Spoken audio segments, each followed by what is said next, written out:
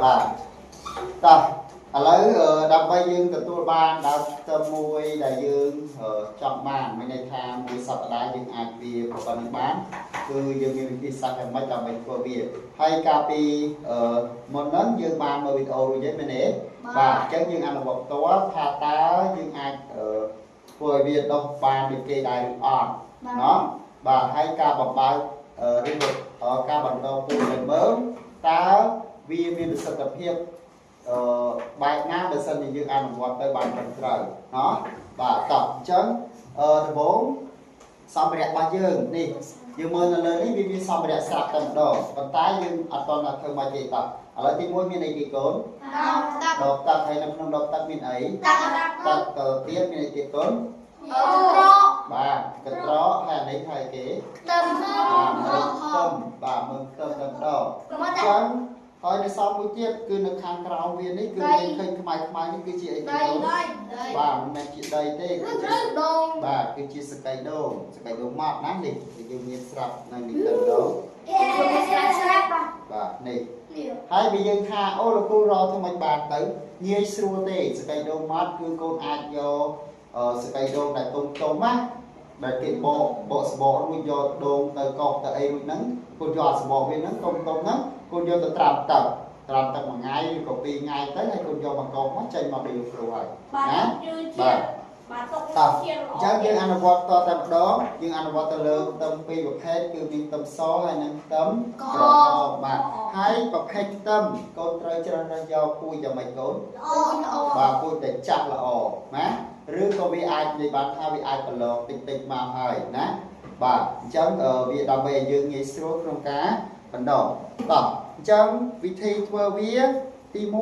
1កូនយកមកហើយកូនចាត់វាបាទចាត់វាបាទចាត់ផ្ដាច់វាអញ្ចឹងមកតែវាដើម្បីឲ្យចំហហើយឲ្យវាមានដើមរបស់វាហ្នឹងលូតលាស់ទៅនៅពេលដែលវាលូតលាស់មកគឺវាធំបាទគ្រូបាទមកអត់កាត់ឲ្យដល់ដែរតោះតិចទៀតកូននឹងនេះណាយើងនឹងអនុវត្តហើយតែឥឡូវកូនមើលសិនណាតោះអញ្ចឹងទី1យើងកាត់បានប៉ុណ្្នឹងហើយបាទ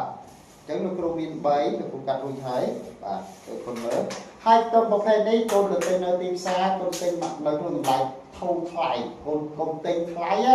ទិញអាដុសមកវារាំងដុសមកមានន័យថាគេលក់លេខដាច់ហើយអញ្ចឹងយើងឲ្យគេតម្លៃមួយដែលធូរថ្លៃជាខ្ទឹមធម្មតាបើសិនជាខ្ទឹមនឹង1គីឡូ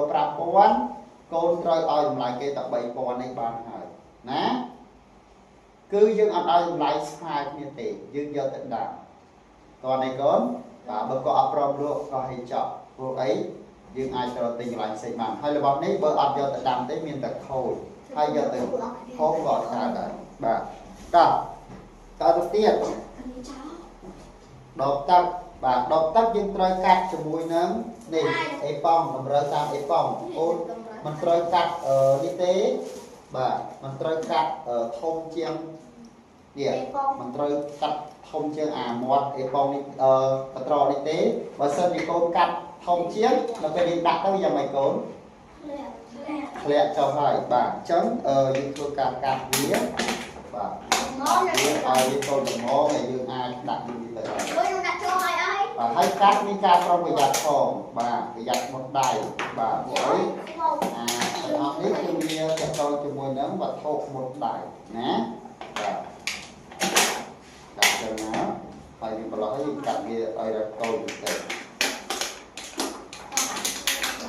បាទហើយវត្ថុទាំងអស់នេះគឺងាយស្រួលរកទេបាទងាយស្រួលរកទៅបាទនៅផ្ទះរបស់កូនក៏មានដែរនៅក្នុងផ្ទះបាយរបស់កូនមានដែរណាបាទអញ្ចឹងយើងកាត់បានប៉ុណ្ណឹងហើយនេះយើងដាក់អេប៉ុងហើយយើងសាកដាក់អេប៉ុងមើលសិន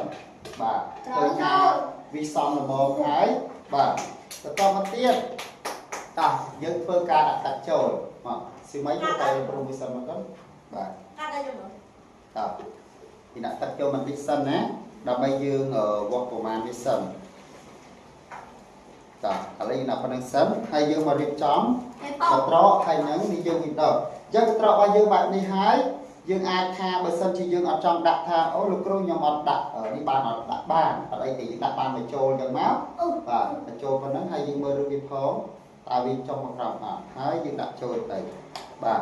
តោះដល់ទឹកនៅកូននៅបើនៅគេយើងខែងទឹកទៅខែងទឹកធ្វើម៉េចឲ្យវារៀងដល់មកបាទបាទដល់មកល្មមបាទបាទនេះប៉ុណ្ណឹងមកបានហើយ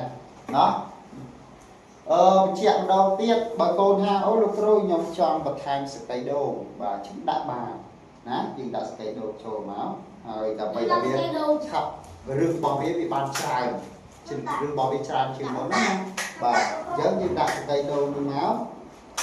បាទគេដាក់ចូលទៅណា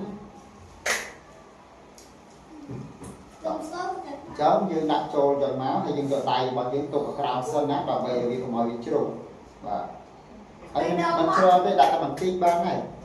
ដាក់តែអាចយើងអាចដាក់ថាស្ទឹមយើងហ្នឹងនៅលើហ្នឹងទៅអញ្ចឹងមកហើយយើងដាក់វាចូលទៅបាទដល់ពេលរួចវានឹងបើកតាមអាសកៃដូងហ្នឹងមកហើយបាទចិត្តប៉ុណ្ណេះគឺស្រួលហ្នឹងបាទប៉ុណ្ណេះគឺរួចរាល់ហើយបន្តមកទៀតតែធ្វើម៉េចយើងអាចដាក់ទឹកវាបន្តិចបានហើយនៅលើនឹងបន្ថែមដើម្បីឲ្យស្កៃដូងរបស់យើងគឺវាមានភាពសើមណា